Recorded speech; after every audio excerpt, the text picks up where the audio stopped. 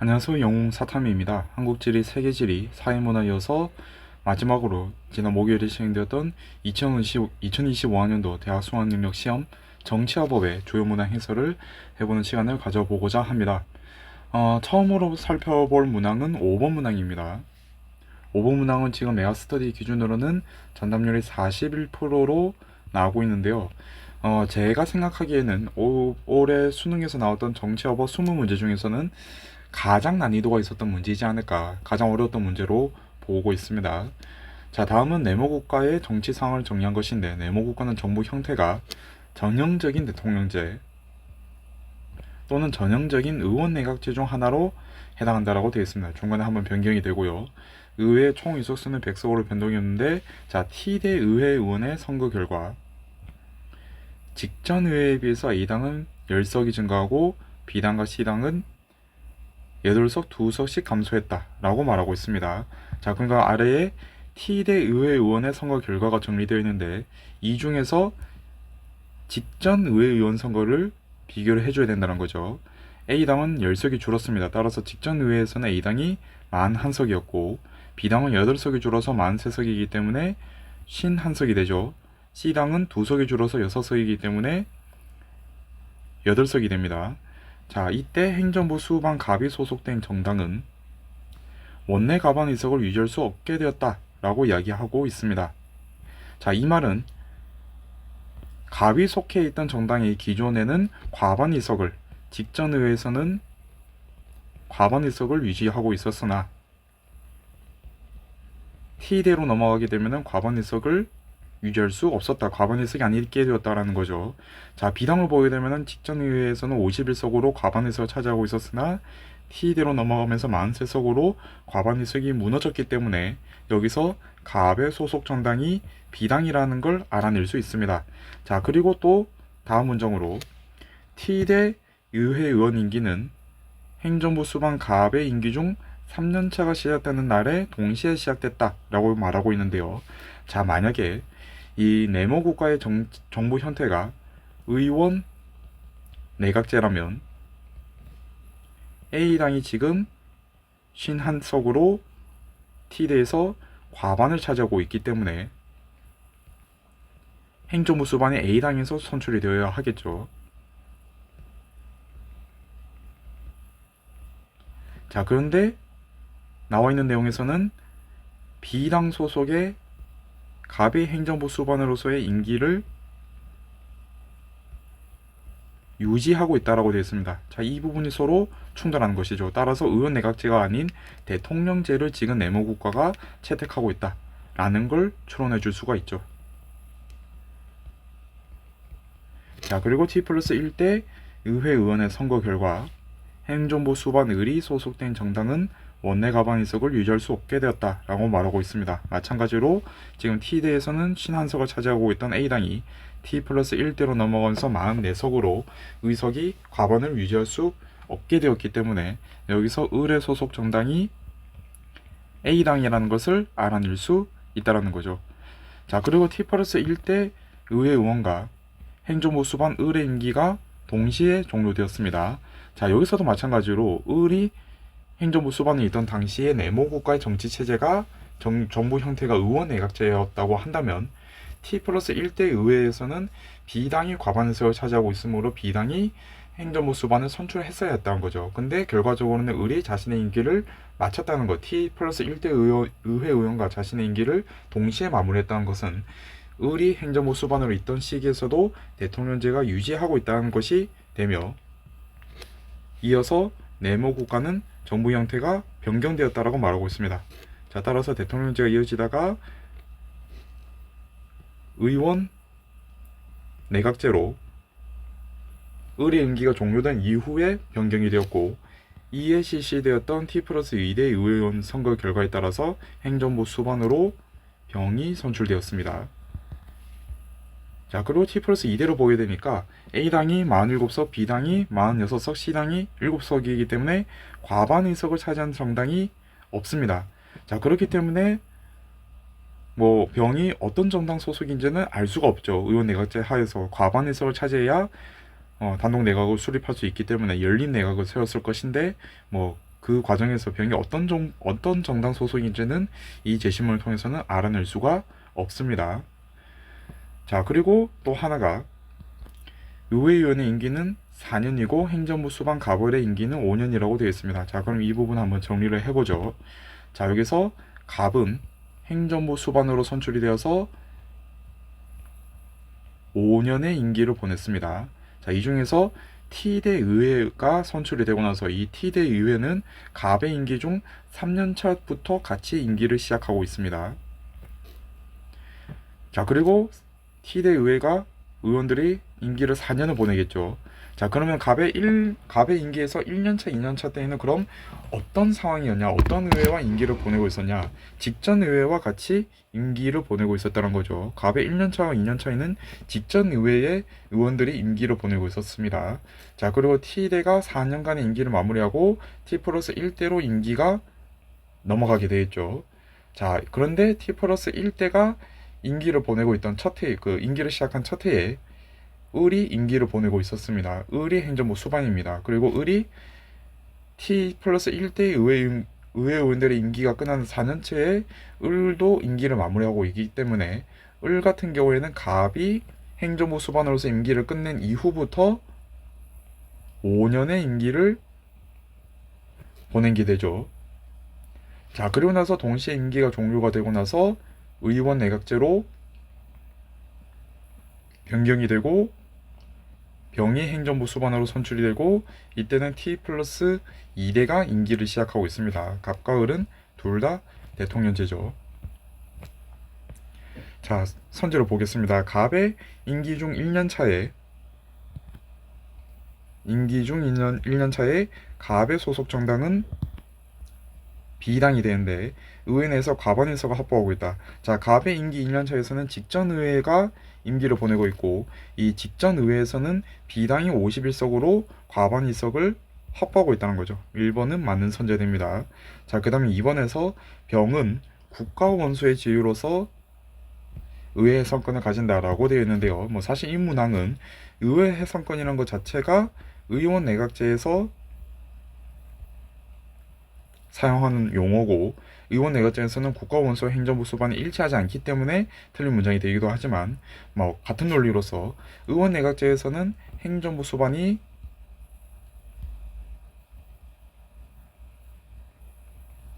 국가 원수의 지위를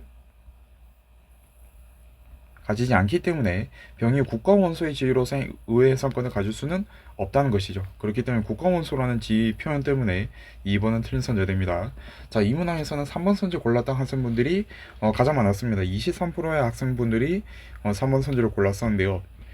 T대 의회의원의 임기 내내 A당은 야당으로서 행정부 수반을 견제한다고 되어 있습니다. 자, T대 의회로 보죠. 자, A당을 기준으로 갑이 B당 소속이고 을이 A당 소속입니다. 자, 그렇기 때문에 갑의 임기를 보내고 있던 3, 4, 5년 차에서는 T대 의회에서 A당이 야당 신분이었습니다. 자, 이렇게 3년을 보내고 나서 4년차 마지막 T대 의원들의 임기가 시작되었던 이 4년차에서는 A당에 속해 있는 을이 자신의 첫 임기를 시작하고 있습니다. 자, 그럼 이 순간에서 A당은 여당이 되죠. 자, 그렇기 때문에 임기 내내라는 표현이 틀린 게 됩니다. 3번은 틀린 선제되는데 이 구조 자체를 잡는 것이 이 문제에서는 어려웠기 때문에 아마 학생분들이 3번 선지의 정오를 판단하기 힘들었을 것으로 보입니다. 자, 그 다음에 4번에서 T 플러스 1대 의회에서 행정부 수반 을이 제출한 법률안이 하고 나오고 있는데요. 자, T 플러스 1대 의회에서 행정부 수반 을은 A당 소속이고요. A당이 과반을 차지하지 못하고 있기 때문에 T 플러스 1대 의회에서는 여소 야대 국면이 펼쳐지고 있습니다. 자, 그렇기 때문에 지금 4번 선지도 선택하신 분들의 비율이 21%로 상당히 높았던 편이었는데요.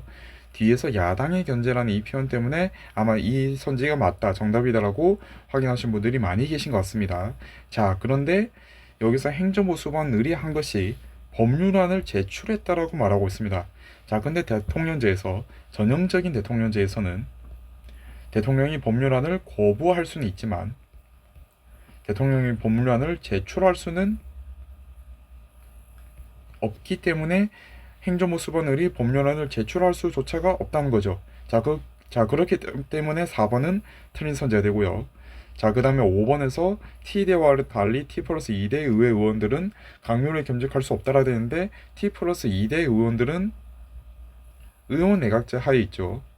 자, 의원 내각제에서는 의회 의원들이 강요를 겸직할 수 있기 때문에 5번은 틀린 선제되고 T대와 T 플러스 2대가 서로 바뀌어야 했던 선지다 라고 보시면 될 것 같습니다. 정답이 1번이 되고 기본적으로 이 구조 자체를 잡는 것이 이 문제에서는 어려웠으며 그로 인해서 1번과 3번 선지의 정오를 판단하기 힘들 것으로 보입니다. 4번 선지 같은 경우에는 T 플러스 1대 의회가 여소야당을 걸 통해서 야당의 견제가 있지 않을까라고 생각하시는 분들이 많겠지만 제출한 의회라는 이 표현 때문에 제출한 법률이라는 표현 때문에 매력적인 오답 선지가 되었습니다. 자, 그 다음에 8번 문항 보도록 하겠습니다. 헌법기관 문제가 출제가 되었는데요. 자, 여기서 A는 헌법상 민주적 정당성을 직접적으로 확보를 하고 있고요. 국법상 행위를 한다 라고 되어 있습니다. 따라서 A는 대통령이 되죠. 자, 그 다음에 B는 대통령이 B에다 정치적 책임을 묻지 않고 탄핵 소추를 의결한다 말하고 있습니다. 국회가 되죠. 자, 그 다음에 C는 대통령의 보좌기관이다 라고 말하고 있기 때문에 국무총리가 됩니다.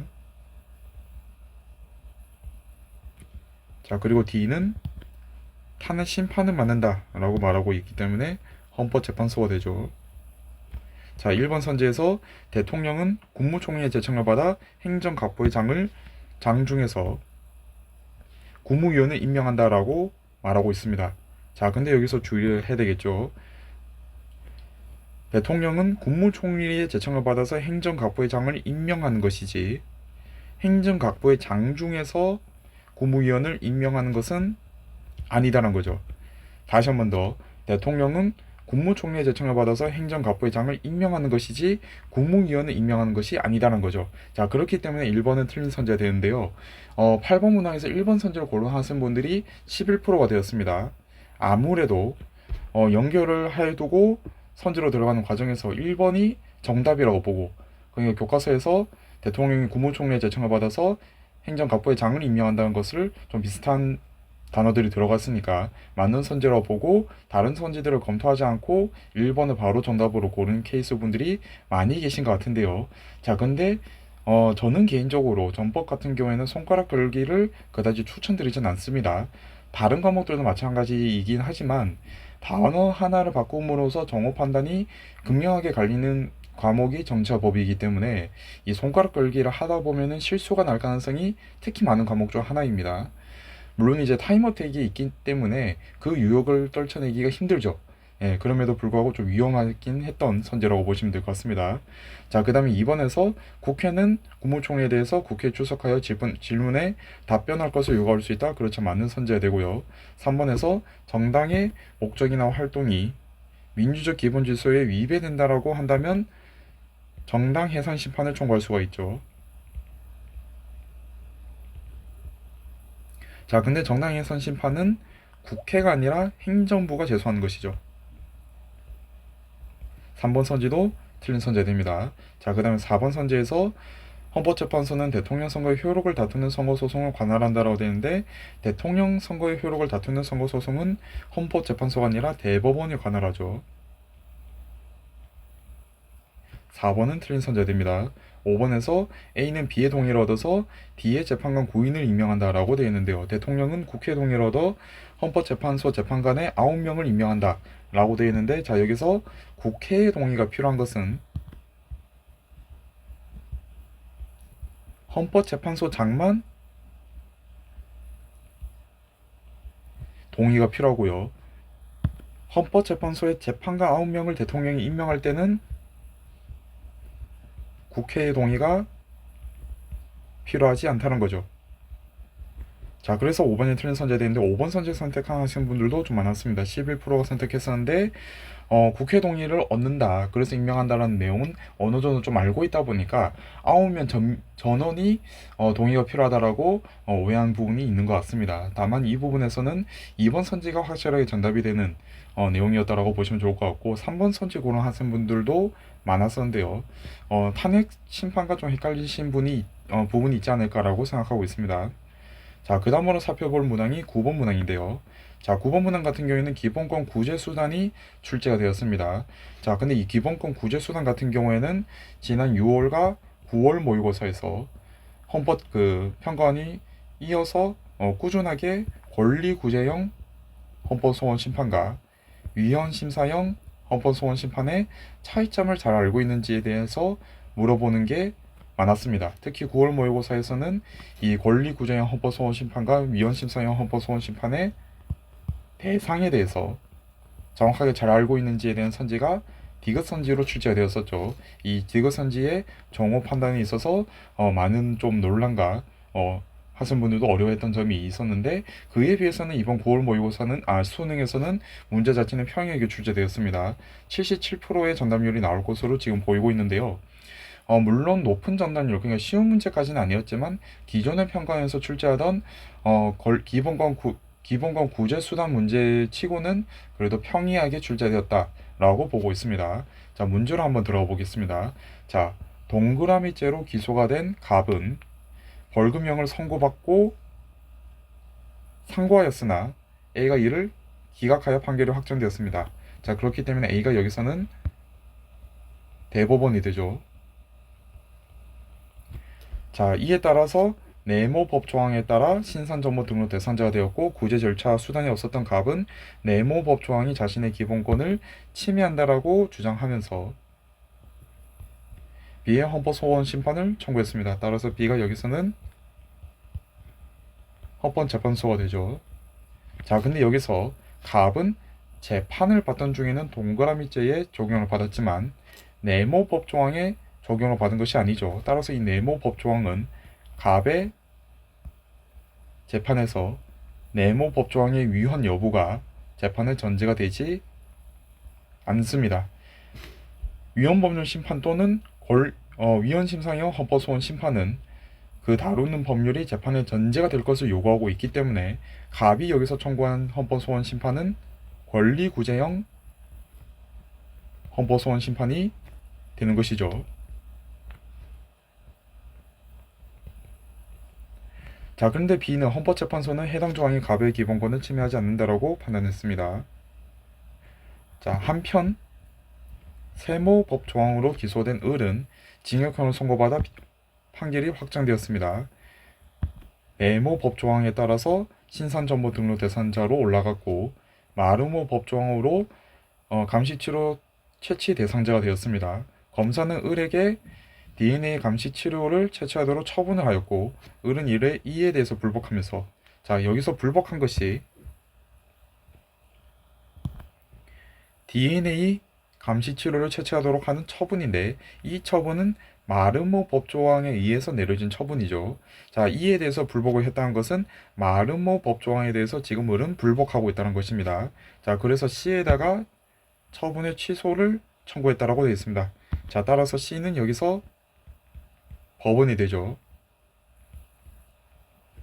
처분의 취소를 청구하고 당해 사건에 적용이 되는, 여기서 당해 사건에 적용이 된다라는 조건까지도 제시를 해줬습니다. 마르모 법조항에 대해서 위헌법률 심판을 제청해 줄 것을 C에 신청했습니다. 법원에 신청을 했는데 C가 을의 제청을 기각하자, 자, 그냥 받아들이지 않았다는 거죠. 을은 마르모 법조항이 자신의 신체 자유를 침해한다라고 주장하면서 B에게 헌법소원 심판을 청구했습니다. 자, 근데 여기서 이 마르모 법조항은 당해 사건, 이 재판에 적용되고 있는 법조항이죠. 따라서 이 마르모 법조항은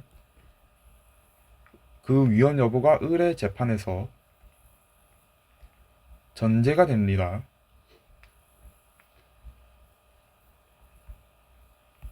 자, 그래서 헌법재판소에다가 헌법소원 심판을 청구했기 때문에 이 헌법소원 심판은 위헌심사형이 되죠. 그리고 헌법재판소는 마르모 법조항이 헌법에 위반되지 않는다고 판단했습니다. 자, 선지로 한번 들어가 보겠습니다. 대법원의 기각 결정에 불복하는 경우, 자, 대법원의 기각 결정이 있는 상황에서는 이 판결은 확정이 되죠. 자, 이 확정된 판결에 대해서 불복하는 경우 C에 상소하여 재판을 받을 수 있다. 틀린 선제되죠. 2번에서 갑은 A의 기각 결정에 대해서, 대법원의 기각 결정에 대해서 헌법소원 심판을 청구했다라고 되어 있는데, 자, A의 기각 결정이 대상이 되는 것이 아니다라는 거죠. 갑이 청구한 헌법소원 심판의 대상은 네모 법 조항이 되는 것이죠. 자, 그렇기 때문에 2번이 틀린 선제가 되는데, 마찬가지로 2번 선제에서도 6.5 모의고사에서 중요하게 다뤄졌던 이 헌법소원 심판의 대상에 대해서 평가원이 집요하게 물어보고 있었고, 헌법소원, 갑이 청구한 헌법소원 심판은 네모 법조항이 자신의 기본권을 침해하고 있다라고 주장하는 것이기 때문에 A의 기각 결정에 대한 것이 아니다라는 거죠. 자, 이 9번 문항 같은 경우에는 오답 선지 중에서는 2번 선지로 고른 학생분들이 제일 많았었는데요. 이 부분에서 좀 헷갈리시지 않았나라고 생각하고 있고요. 자, 그 다음에 C는 네모 법조항이 을의 신체의 자유를 침해한다고 판단했다라고 되어 있는데,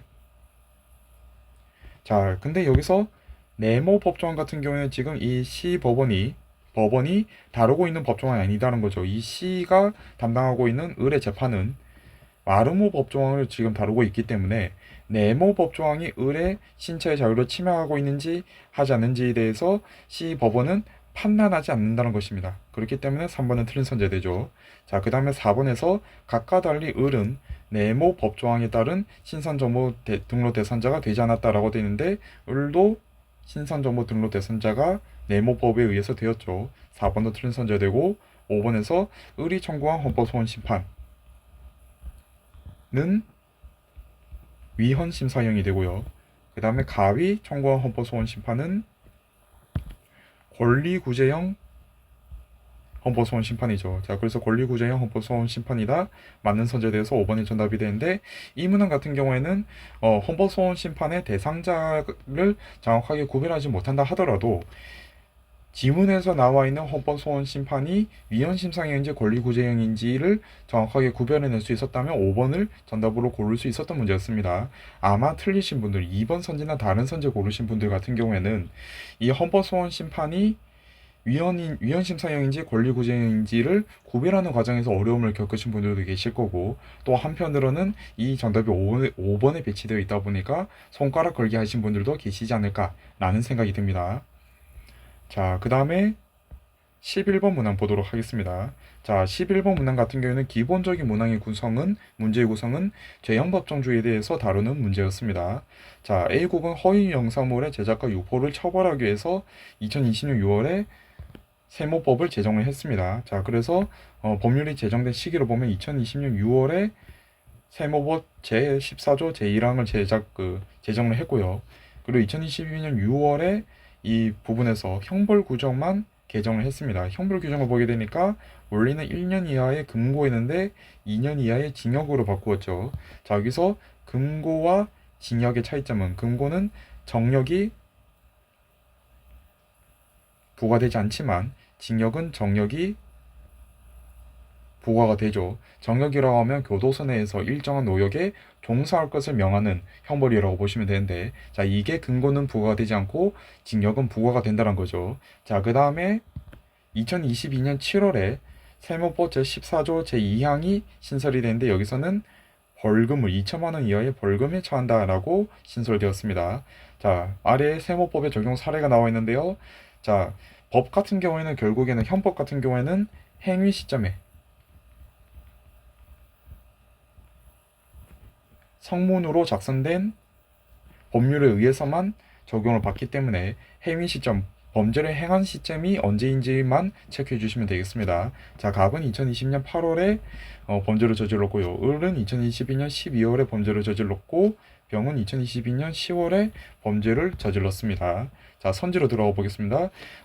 세모법의 기능은 일반 국민의 자유와 권리 보장이 아닌 사회 질서 유지에 있습니다 라고 되어 있는데요.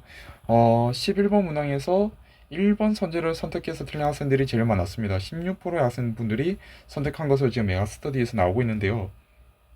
아무래도 사회 문제로 등장했다 이 단어를 보고 1번 선지 고르신 학생분들이 많았을 것 같습니다. 자, 그러니까 11번 문항 같은 경우에는 아마 시험장에서 이 문제를 풀면서 학생분들 중에서 1번부터 5번까지 정답이 없는 것 같은데 라는 느낌이 드는 분들이 많이 계셨을 것 같습니다. 자, 그러다 보니까 정답이 무엇인지 찾는 과정에서 이 사인 문제로 등장했다라는 표현을 보고 1번 선지를 고르신 분들도 많이 계실 것 같고요. 또 사인 문제로 등장했다는 표현이 나오다 보니까 1번 선지를 보고 손가락 걸기 하신 분들도 계신 것 같습니다. 자, 여기서 자, 근데 여러분, 허위 영상물을 제작해서 유포하는 이 행위를 한다면 피해자가 발생하겠죠. 자, 이에 대한 범죄에 대해서 처벌 규정을 만든다라고 한다면 이 피해자의 자유와 권리를 보장해 줄 수가 있겠죠. 자, 그래서 1번은 아닌이라는 단어가 들어갔기 때문에 틀린 선지가 된다 라고 보시면 될 것 같습니다. 자, 그 다음에 2번에서 법원은 갑에게 개정 전 세모법 제14조 제1항을 적용하여, 자, 갑은 지금 2020년 8월에 범죄를 저질렀는데 이때는 개정 전에 14조 제1항이 있고 개정 후에 14조 제1항은 아직 개정이 되지 않은 상태입니다. 따라서 개정 전에 법조항을 적용하면서 정해진 노역에 복무해야 하는 형벌을 부과할 수 있다고 되어 있는데, 자, 이것이 바로 정력이 되죠.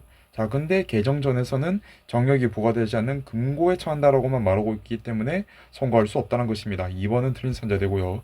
2번 선지도 고른 학생분들이 13%로 가장 많았는데 아무래도 이 금고와 징역에 대한 개념상에서 좀 헷갈리시지 않았을까라는 생각이 들고요. 사실 평가원이 최근 몇 년 동안 형벌의 특징에 대해서는 깊게 물어보는 문제가 잘 출제되지 않았기 때문에 아마 학생분들이 느끼시기에는 지엽적이다라는 느낌도 들었을 것 같습니다. 자, 그 다음에 3번에서 의뢰 행위에 대해서 개정 전 세무법 제14조 4항을 1항을 적용하는 것은 제한법정주의에 위배된다라고 말하고 있는데요. 자, 여기서 의리 행위라 한 시점은 2021년 12월이고 이때는 이미 개정 후에 14조 제1항이 있는 상태입니다. 따라서 개정 후에 14조 제1항을 적용해야 제한법정주의에 위배되지 않고 개정 전 14조 제1항은 지금 없는 법률이기 때문에 적용해서는 안 된다는 거죠. 아마 이 부분에서는 학생분들이 소급표 금지 원칙의 예외 규정은 아닐까라고 접근하신 분들이 많이 계신 것 같은데요. 자, 근데 소급표 금지의 예외 원칙은 소급표 금지라는 것 자체가 어떠한 행위를 한 시점이 과거에 있고 미래에 어떤 법률이 만들어졌을 때 이 미래에 만들어진 이 법률을 과거의 행위에 적용하는 것이 소급표가 되는데 이 형벌은 소급표 금지 원칙이 적용돼서는 안 된다. 다만 예외는 피고인에게 유리할 경우 적용할 수 있다는 것이 소급표 금지 원칙의 예외 조항이죠. 자, 그런데 이거는 어디까지나 소급표 금지 원칙이 성립될 수 있는 상황에서만 말할 수가 있겠죠. 지금 이 사례에서는 과거에 개정 전 1항이 만들어졌고 그리고 개정 후 1항이 생긴 다음에 을이 범죄 행위를 저질렀습니다. 자, 그러면 을 같은 경우에는 개정 전에 이 14조 제1항은 이미 개정이 되었기 때문에 없는 법률이 되고 이 개정 이후에 법률로서 을을 적용해야 된다는 것이죠. 자, 이 경우에 있어서는 소급표 금지 원칙이 적용되지 않죠. 왜? 이 개정 후의 법률이 이미 을이 범죄 행위를 한 시점에서 존재하고 있기 때문에 미래에 만들어진 법률이 아니기 때문에 개정 후에 을에게 이 법률을 적용하는 것은 소급 죄형법정주의에 위배되지 않는다는 것입니다. 근데 개정 전의 법률 같은 경우에는 행위 시점에는 지금 을이 행위 시점에는 없는 법률이기 때문에 성문화되어 있지 않는 행위 시점에 없는 법률이기 때문에 이를 적용하는 것은 죄형법정주의에 위배된다는 것이죠. 그래서 3번이 정답이 됩니다. 자, 그 다음에 4번에서 병의 행위에 대해서 세무법 제14조 2항을 적용하는 것은 재형법정주의에 위배된다고 되어 있는데 2항은 22년 7월에 만들어졌고 병은 그 이후인 22년 10월에 범죄를 저질렀으므로 재형법정주의에 위배되지 않습니다. 4번도 틀린 선제가 되고요. 5번에서 세무법 제14조 2항에는 범죄 행위에 제공한 물건을 국고에 귀속시킬 수 있는 형벌이 규정되어 있다고 되어 있는데 이 형벌은 몰수에 해당이 되죠. 자, 그렇기 때문에 지금 여기서는 벌금에 처한다고만 되어 있지 몰수에 대한 규정은 없기 때문에 5번은 틀린 선제되어서 정답은 3번이 됩니다. 자, 그 다음에 12번 문항 보도록 하겠습니다. 자, 12번 문항에서는 갑의 부모가 이혼을 하면서 A가 갑의 단독 친근자로 지정되었다라고 말하고 있습니다. 따라서 법정 대리인이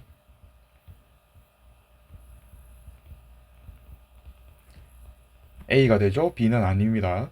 자, 갑은 무용 공연을 위해 을과 100만 원의 의상 계약을 체결했다라고 나오고 있습니다. 을과 계약을 체결했고요. 자, 근데 을은 계약 당일에는 갑이 미성년자이면 몰랐다라고 되어 있습니다. 그리고 다음날에 미성년자임을 알게 되었는데요. 철회권 같은 경우에는 계약 당시에 미성년자임을 알고 있었는지 모르고 있었는지만 물어보고 이후에 알게 되는지 모르고 있었는지는 물어보지 않는다는 거죠. 따라서 계약 당일에 이미 갑이 미성년자임을 몰랐다라는 표현이 나오고 있기 때문에 철회권은 행사할 수 있습니다. 자, 그리고 일주일 후 이 부분이 이 문제에서 중요했죠. 갑은 19세 생일을 맞이했습니다. 민법상 19세 이상이 성년이 되기 때문에 갑은 이제 성년이 되었는데요. 자, 여기서 병을 소개받고 병에게 80만 원의 의상을 제작할 수 있는지 갑이 물어봤습니다. 자, 그리고 병이 알겠다라고 대답을 했죠. 자, 그래서 계약서를 작성해서 병과의 계약이 체결되었습니다. 자, 을은 각각 병의 계약 체결 사실을 알게 되었고 의상을 갑에게 인도를 한 상황에서 한편 A와 B는 갑과 을이 체결한 계약과 각각 병이 체결한 계약에 대해서 알지 못하다가 이 의상을 인도한 날에 계약을 알게 되었습니다. 자, 갑과 을이 계약을 체결했을 때는 갑이 미성년자이기 때문에 이 계약은 취소할 수 있는 계약이 되겠죠. 자, 근데 각각 병이 계약을 체결할 때는 갑이 이미 성년이기 때문에 계약을 취소할 수가 없습니다. 자, 1번에서 을은 갑이 미성년자임을 알게 되었을 당시는 이미 계약 이후이죠. 따라서 계약 이후에 미성년자임을 알게 되었기 때문에 철회권에 행사할 수가 있습니다. 1번은 틀린 선제되고요. 2번에서 을은 B에게 각각의 의상 제작 계약의 취소 여부를 확다 여부를 촉구할 수 없다라고 되어 있는데, 자, 확다 촉구권은 법정 대리인에게 해야 되겠죠. A에게 해야 됩니다. 따라서 B에게 한다고 되어 있기 때문에 촉구할 수가 없는 것이 되죠. 2번이 정답이 되는데요. 자, 그 다음에 3번 문항 보도록 하겠습니다. 3번 문항도 약간 좀 학생분들 입장에서는 지엽적이다라고 느끼셨을 수도 있을 것 같은데, 자, 병의 청약과 갑의 승낙이 합치될 때 계약이 성립했다라고 얘기 나오고 있습니다. 자, 근데 여기서 청약이라고 한다면 계약을 제시하는 것이 되고, 승낙이라고 한다면 계약을 받아들이는 것이 된다라고 생각해 주시면 되는데요. 자, 근데 지문에서 보죠.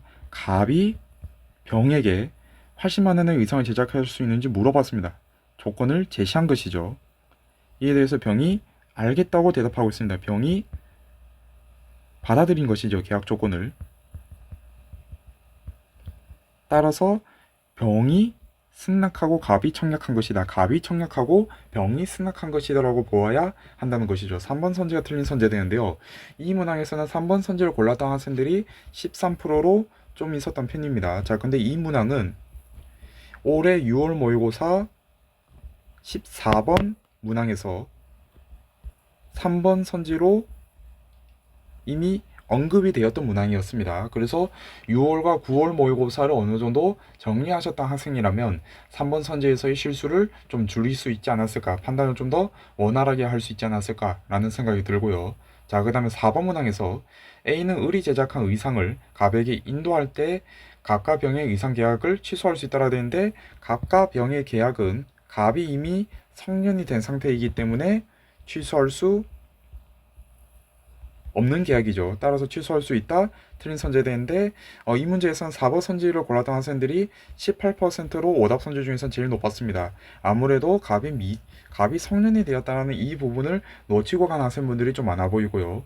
자, 그 다음에 5번 선지에서 을이 제작한 의상을 인도받은 갑이 지금 이제 성인이죠. 따라서 책임 능력이 인정이 됩니다. 계약상 의무 위반에 따른 책임은 성립하지 않는다. 책임 능력이 있기 때문에 틀린 선제되죠. 자, 그래서 정답은 2번이 정답이 됩니다. 자, 그 다음으로 살펴볼 문항이 14번 문항입니다. 갑은 돈을 낼 의사가 없음에도 A가 운영하는 식당에서 음식을 먹고 도주하다가 A는 이를 잡기 위해서 을을 갑으로 오인하고 을의 멱살을 잡고 식당으로 끌고 왔죠. 경찰의 수사를 통해 을이 아니다라는 사실을 밝혀냈지만 수사 과정에서 을은 정신적으로 큰 고통을 받았고요. 검사는 A에 대해서 폭행 혐의는 인정되지만 정사를 참작하여 기소유예 처분을 했다라고 나오고 있습니다. 자, 이후 경찰은 동정의 범죄로 수사 대상이었던 갑을 체포하였고 구속 상태인 갑을 기소했다라고 나오고 있습니다. 자, 여기서 알 수 있는 게 구속 상태이기 때문에 갑은 구속 영장 실질 심사를 받았다는 것이죠. 다만 구속 적부 심사를 청구했는지는 이 부분은 알 수 없습니다. 내용을 통해서는. 자, 그리고 1심 법원은 갑에게 사기죄로 징역 6월과 집행유예 1년을 선고를 했고요. 검사는 항소했지만 갑은 항소를 포기했습니다. 자, 1번 선지를 보도록 하죠. 을은 정신적 피해에 대해서 국가는 범죄 피해자 구조금을 지급해야 한다라고 말하고 있는데 국가가 반드시 범죄 피해자 구조금을 지급할 필요는 없다는 거죠. 자, 그 이유가 A에게 을은 먼저 배상을 청구해야 되겠죠. 그리고 A가 만약에 뭐 어떤 여건으로 인해서 배상을 할 수 없을 때에만 국가가 범죄 피해자 구조금을 지급하는 것이지 반드시 지급하는 것은 아니다라는 거죠. A가 배상을 먼저 해주어야 합니다. 자, 그래서 1번은 틀린 선지가 되고요. 2번에서 검사는 A의 행위가 자구 행위에 해당한다라고 판단했다라고 되어 있는데요. 자구 행위에 판단한다고 하면 이거는 위법성이 조각이 되는 것이죠. 자, 위법성이 조각이 된다는 것은 불기소 처분을 하는 과정에서 그 근거가 죄가 없음이 되는 유형으로 분류가 됩니다. 기소유예가 됐다는 것은 범죄는 되지만 정상을 참작해서 기소가 안 되는 것이죠. 근데 이 범죄가 성립된다는 것은 위법성이 조각이 안 된다는 걸 말하기 때문에 기소유예를 받았다는 것은 자구행위에 해당한다고 판단하는 것이 아니다라는 거죠. 2번은 틀린 선제가 되고요. 3번에서 갑은 기소 전 검사에게 구속 적부 심사를 청구했다라고 되어 있는데 검사가 아니죠. 법관이 되죠. 법관에게 청구해야 되는데 이 선지도 워낙에 좀 많이 나왔던 선지이긴 합니다. 10%의 학생분들이 선택을 했었는데 이 선지는 좀 자주 나오던 선지였기 때문에 확인해 두시는 게 좋을 것 같습니다. 자, 틀린 선지 3번도 틀린 선지가 되고요. 자, 그 다음에 4번에서 1심 법원은 갑에게 형 선고의 취소 없이 1년을 경과한 때에는 공소 제기가 없었던 것으로 간주되는, 자, 이 말은 면소가 된다는 말이 됩니다. 자, 근데 면소가 되는 판결은 선고 유예가 되죠. 선고 유예가 공소 제기가 없었던 것으로 간주되는 면소가 되는 판결에 해당이 되고요. 갑이 받은 판결은 집행유예죠. 집행유예는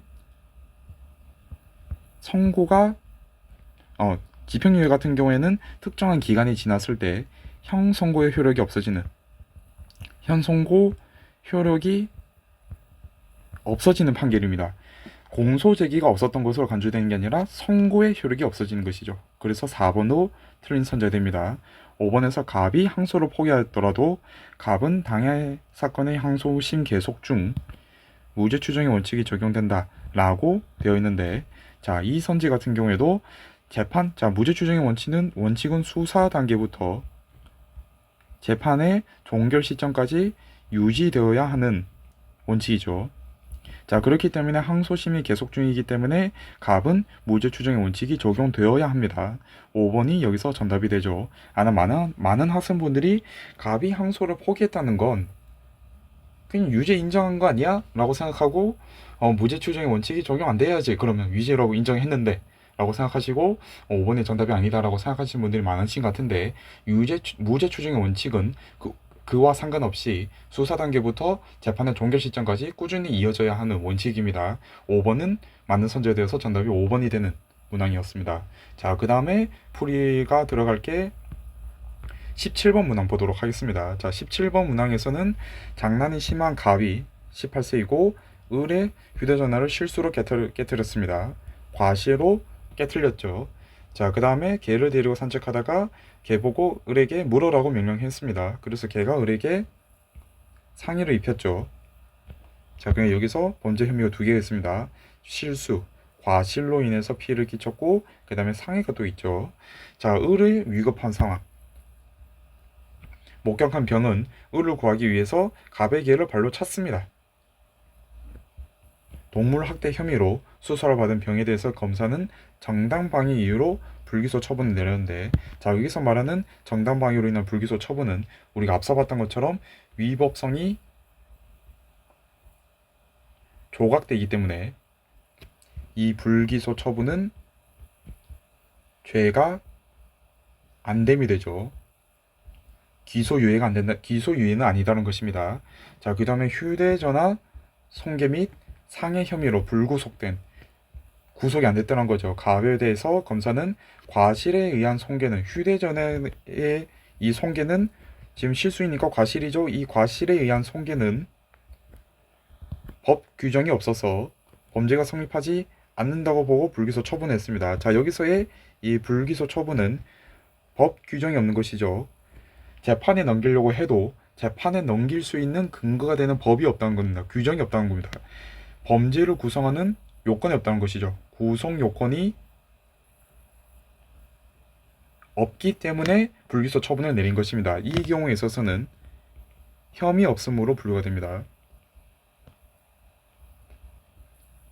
자, 그 다음에 상해 혐의에 대해서는 정상을 참작하여 기소유예 처분을 내렸습니다. 라고 되어 있습니다.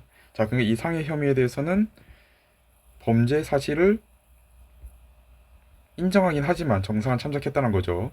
자, 1번에서 갑에게 책임 능력이 인정되더라도 갑의 부모는 을의 상해에 대해서 법정 감독자의 의무자로서 특수 불법 행위 책임을 질 수 있다? 그렇지 않다는 거죠.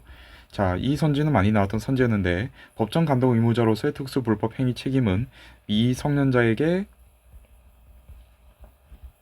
책임이 없을 때, 인정이 되지 않을 때 법정 감독 의무자로서의 특수 불법 행위 책임이 인정되기 때문에 1번은 틀린 선지가 되고요. 자, 그 다음에 2번에서 을은 배상명령 제도를 통해서 갑에게 손해배상을 받을 수 있다라고 되어 있는데, 자, 배상명령 제도는 형사재판 중에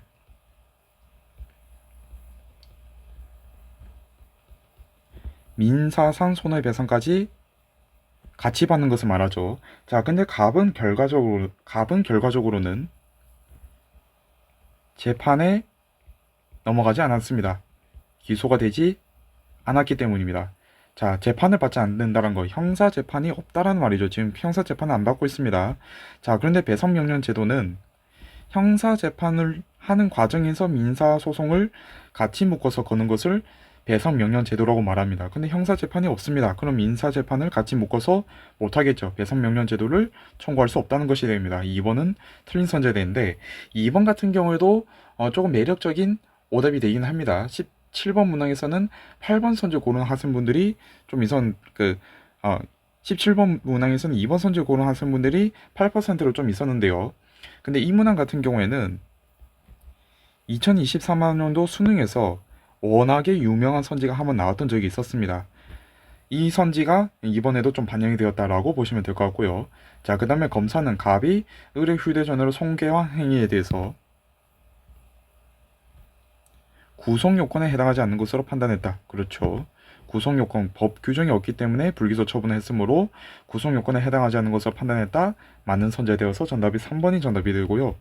자, 그 다음에 4번에서 검사는 갑의 상해 혐의에 대해 객관적 법 질서 관점에서 유입이 되지만 법적 비난 가능성이 없는 것으로 판단했다라고 되어 있는데, 객관적 법 질서 관점에서 유입이 되지만이라고 판단한다면 위법성은 인정이 되는 것이죠. 자, 그런데 법적 비난 가능성이 없다라고 한다면 책임이 인정되지 않는다라고 판단한 것입니다. 자, 근데 위법성과 마찬가지로 책임도 조각이 되면은 불기소 처분을 해줘야 합니다. 마찬가지로 죄가 안됨이 되는데요. 자, 그렇기 때문에 지금 갑은 상해 혐의에 대해서는 기소유예 처분을 받았는데 이는 범죄가 성립되기는 하나 정상을 참작해서 기소를 유예한 것이죠. 따라서 법적 비난 가능성이 없다라고 얘기해서는 안 된다는 것입니다. 범죄가 이미 성립된다고 본 것이고 법적 비난 가능성이 없어서 책임이 조각이 된다면 죄가 안 됨에 불기소 처분을 내려주어야 하기 때문에 4번은 틀린 선지가 된다는 것이죠. 5번에서 검사는 병의 행위에 대해 타인의 법익에 대한 현재의 위난을 피하기 위한 행위로 상당한 이유가 있다 라고 말하고 있는데요. 타인의 법익에 대해서 현재의 위난을 피하기 위한 상당한 이유가 있다 라고 되어 있는데, 자, 이 문장 자체는 긴급 피난에 대한 정의가 되죠. 자, 긴급 피난과 정당방위, 이 개념도 학생분들이 많이 헷갈려 하시는 개념인데요. 17번 문항에서 5번 선지 고른 학생분들도 굉장히 많았습니다. 이 부분을 헷갈려 하신 건데요. 자, 긴급 피난에서는 이 원인이 되는 행위가 현재의 위난이라고 표현이 되고요.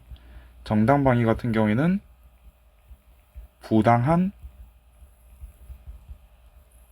침해라고 이야기를 하죠. 자, 둘 사이의 차이점은 현재 위난에서는 위법성이라든지 또는 불법성이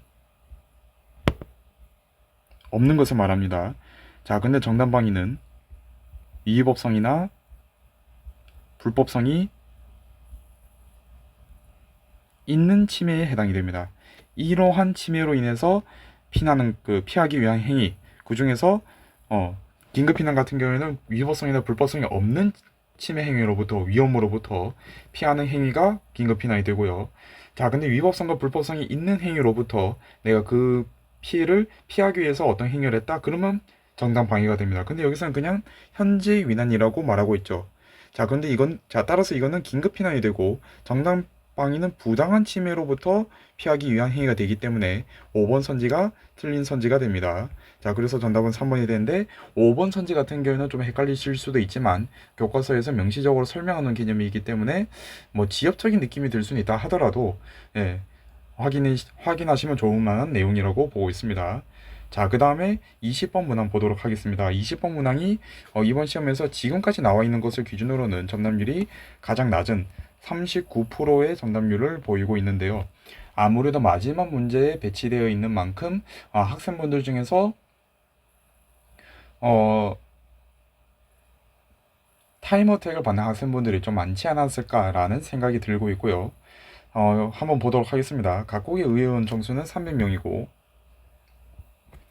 지역구 의원을 선출할 수 있는 후보자에게 한 표, 비례대표 의원을 선출할 수 있는 비례대표 의원의 선출을 위해서 정당이 한 표를 행사하고 있습니다. 1인 2표제를 실시하고 있고요. 자, 현재 의원 정수는 유지하면서 선거 제도를 개편하려고 하고 있습니다. 자, 자료 1에서 지역구 의원 선출을 위한 선거구 수는, 자, 지금은 이제 제도인데요. 지역구 의원을 선출하기 위한 선거구 수는 전체 지역구 의원 수와 동일하다라고 말하고 있습니다. 이를 통해서 추론해 줄 수 있는 게 있죠. 지금 각국은 소선거구제를 채택하고 있습니다.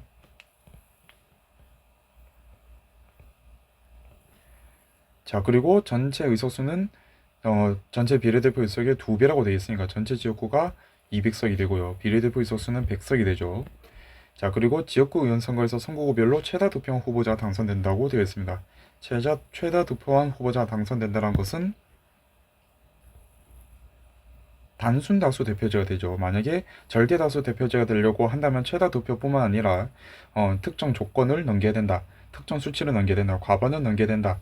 라는 표현이 붙어야 되기 때문에 단순 다수 대표제가 됩니다.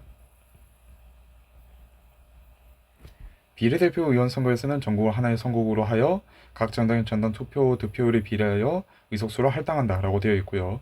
자, 1안을 보도록 하겠습니다. 자료 2에서 자, 현행의 지역구 의원 선거 제도만 변경을 하는데, 자, 이 과정에서 선거구만 50개로 축소한다고 되어 있습니다. 자, 그리고 선거구별로 같은 수의 의원을 선출한다고 되어 있는데, 자, 여기서는 지금 지역구 의원의 선출하는 지역구 의원 수는 200명으로 유지를 하는데 선거구만 50개로 축소하고 같은 수의 이 의회의원 200명을 득표선으로 선출한다 라고 되어 있는데요. 자, 그렇기 때문에 한 선거구에서 4명씩 선출을 하게 되는 게 되겠죠. 자, 그렇다라고 한다면 이 제도 같은 경우에는 한 선거구에서 4명까지 뽑는 중대 선거구제가 되겠죠. 2명 이상의 대표자를 선출하는 중대 선거구제가 됩니다.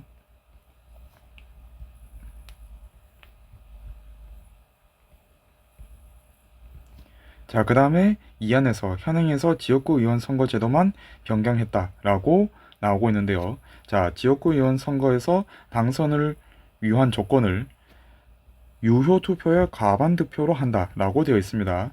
1차 투표에서 이 조건을 충족하면 바로 당선인이 확정되고, 당선인이 없을 경우에는 1, 2와 2위 득표자만을 대상으로 2차 투표를 실시해서 최다 득표자, 뭐 2명밖에 없기 때문에 한 명이 무조건 과반 투표를 하게 되겠죠. 이 득표자를 당선인으로 결정한다라고 되어 있습니다. 따라서 이 제도는 절대다수 대표제가 되고요.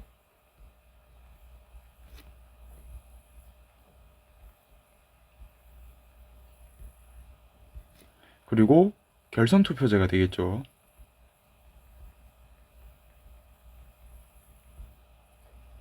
자, 그 다음에 3원에서는 지역구 의원 선출 방식과 비례대표 의원 선출 방식을 현행과 동일하게 유지를 하되, 전체 지역구 의석수와 비례대표 의석수를 동수가 되도록 한다고 되어 있으니까 150석, 150석으로 맞춘다는 거죠. 지역구 의석도 남아 있습니다. 자, 기억해서 보겠습니다. 1안의 경우 중대 선거구제에서 지역구 의원 선거에서 각 정당이 선거구별로 1위만 공천을 한다면 특정 정당이 의회나 가반 인석을 차지할 수 없다라고 되어 있는데요. 자, 여기서 선거구가 50개밖에 없는데 여기서 한 명만 공천한다고 한다면 특정 정당이 지역구 선거에서 선출할 수 있는 최대 의원 수는 50명이 되겠죠. 그리고 비례대표 의석수는 동일하게 100석입니다. 일원에서는. 자, 그렇다라고 한다면 만약의 경우에서 특정 정당이 이 비례대표 의석수를 100석을 다 가져간다는 기염을 토한다 하더라도 전체가 150석이 되고 300석의 과반이라고 한다면 151석이 되죠. 이 151석을 넘기지 못하기 때문에 차지할 수가 없습니다. 맞는 선지가 되죠. 이 기억 선지를 아마 학생분들 중에서는 좀 놓치신 분들도 있을 것 같습니다. 자, 그 다음에 특히 4번 선지 고르신 분들이 26%로 가장 많았던 편이었는데요. 이 기억 선지에서 아마 시간이 부족하다 보니까 계산 과정에서 좀 실수가 있다든지 아니면 시간이 좀 부족하다 보니까 이 과반이라는 표현에 대해서 좀 헷갈리신 분들이 계시지 않았을까라고 보고 있고요. 자, 그 다음에 2안 같은 경우에서는 지역구 의원 선거 제도에서 다른 후보자들이 얻은 표를 모두 합한 것보다 더 많은 표를 얻은 후보자가 당선되도록 하는 대표 결정 방식이 적용되고 있다라고 나오고 있습니다. 다른 후보자들이 얻은 표를 모두 합한 것, 이것보다 더 많은 표를 얻은 후보자라고 한다면 이 후보자는 자연스럽게 과반 이상의 득표를 한 것이 되죠. 자, 1차라고 하더라도 과반 이상의 득표를 한다면 당선이 되고요. 2차라고 하더라도 과반 이상의 득표를 하면 당선이 되겠죠. 자, 그렇기 때문에 여기서는 이안 같은 경우에 니은 선지에서는 이 부분이 절대다수 대표제에 대해서 말하고 있는 선지가 됩니다. 절대다수 대표제의 정의라고 볼 수가 있겠죠. 자, 그렇기 때문에 니은은 맞는 선지가 됩니다. 자, 그 다음에 디귿에서 3안을 적용하더라도 각 정당의 정당 투표 득표율과 각 정당의 총 이석률이 불일치하는 현상이 나타날 가능성을 배제할 수 없습니다 라고 나오고 있는데요. 자, 여기서 자료에서도 모든 지역구 의석률과 정당 투표 득표율이 일치하지 않음을 말하고 있는데, 자, 여기서도 알 수 있듯이 지역구 의원 선거가 유지되고 있기 때문에 3안에서는 언제든지 특정 정당이 과소 대표된다든지 또는 과대 대표되면서 불일치 현상이 충분히 나타날 수가 있다는 것이죠. 그렇기 때문에 배제할 수 없기 때문에 디귿은 맞는 선지가 되어서 정답은 기억, 니은, 디귿 5번이 정답이 됩니다. 자, 이렇게 해서 정치화법의 주요 문항에 대해서도 해설을 마무리하도록 하고요.